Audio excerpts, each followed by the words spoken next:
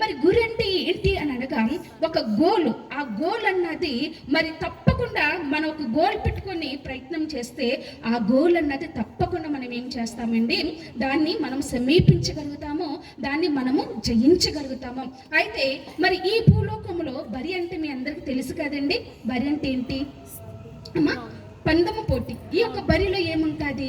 First prize ఉంటుంది, second prize ఉంటుంది, third prize ఉంటుంది. అలాగే పరలోకంలో కూడా అంటే 100 దంతులు, మరి 60 దంతులు, 30 దంతులు ఉంటుంది. కాబట్టి మరి ఈ నేటి కాలమున అయ్యగారు అన్నారంట, మరి వధువు సంఘముకు సిద్ధపడుచున్న వారు పై వాటి మీద దృష్టి పెట్టాలి కానీ భూమి మీద ఉన్న వాటిని ఏమి చేయకూడదండి, లక్ష్య పెట్టకూడదంట, వాటి వైపు మనము పరిగెట్టకూడదంట. అయితే ఈ యొక్క సిద్ధపాటులో మరి 3 విధమైన సిద్ధపాట్లు వధువు సంఘానికి మనం కలిగి ఉండాలి అంట. మొదటిది ఏంటి అండి అని అంటే శరీర సిద్ధపాటు అంట.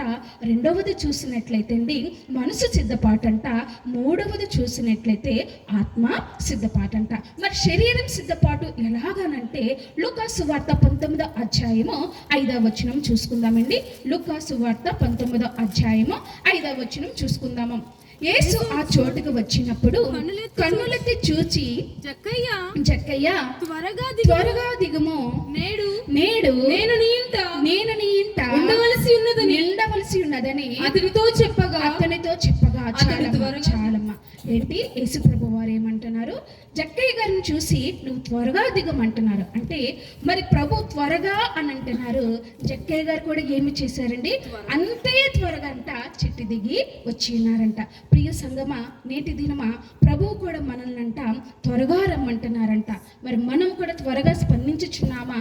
మరి పరలోకములున్న దేవుడంట ఎప్పుడెప్పుడని ఆయన త్వరపడుచున్నాడంట. భూలోకములున్న వధువు సంగమ కూడా ఎప్పుడని త్వరగా స్పందించేవారుగా ఉండవలసిందంట. పరమగీతము 1వ అధ్యాయము 4వ వచనము చూసినట్లయితే ఏమని వాక్యము సెలవిచ్చుచున్నాడంటే, నన్ను ఆకర్షించుము, మేము నీ యొద్దకు పరిగెత్తి వచ్చేదము.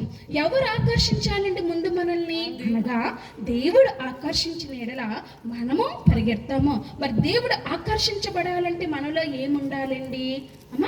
భక్తి అన్నది ఉండాలి. అలాగే మనలో ముందుగా సిద్ధపాటు అన్నది ఉండవలసిందిగా చూస్తున్నాము. ఇక్కడ జక్కయ్య గారు చెట్టు దేనికి సాదృశ్యం అండి అని అనగా లోకానికి సాదృశ్యముగా ఉన్నది. ప్రభు ఈ యొక్క లోకాన్ని విడిచి జక్కయ్య గారిని రమ్మన్నారు.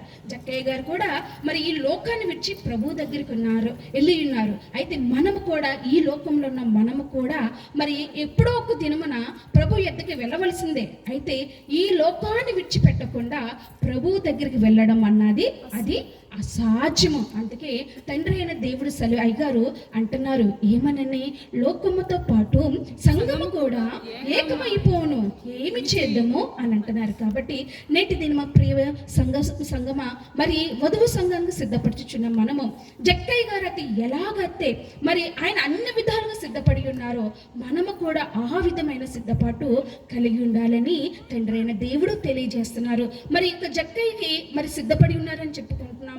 మరి ప్రభు ఎప్పుడు వస్తారో ఎవరికి తెలియదు, ఏ క్షణాన వస్తారో ఎవరికి తెలియదు. మరి అందుకే ప్రభు వారు అంటున్నారు, ఆ సమయం నాకు కూడా తెలియదు, మరి నా తండ్రికి తప్పితే ఎవరికి తెలియదు. మరి అటువంటి సిద్ధపాటు కలిగి మనం ఈ యొక్క రాకడికి ఎత్తబడే భాగ్యం దేవుడు మనకి అనుగ్రహించవలసిందిగా కోరుచున్నాము కదండి.